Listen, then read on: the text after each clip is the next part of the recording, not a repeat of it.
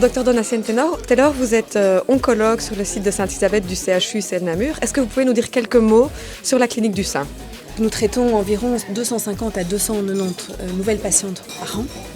Nous sommes clinique coordinatrice, c'est la seule de la région de Namur, de la province de Namur, pardon. Et nous avons établi des collaborations avec nos cliniques satellites, qui sont d'autres institutions de Namur.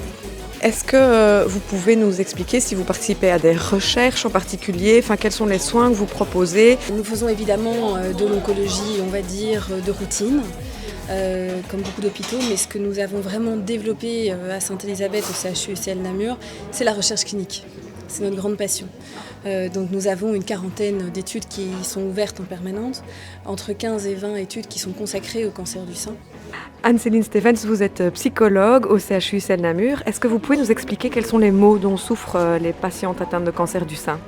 Mais oui, il va y avoir des difficultés concernant la confiance en soi, l'image de son propre corps, les problèmes physiques inhérents à la maladie et à leur traitement. Et donc voilà, l'équipe de psychologues, on les aide à faire face à tout ça, ainsi que tout ce qui est présenté ici à l'Essentiel. Et pourquoi c'est important d'avoir un lieu comme l'Essentiel dans le cadre d'un traitement ou d'un post-traitement?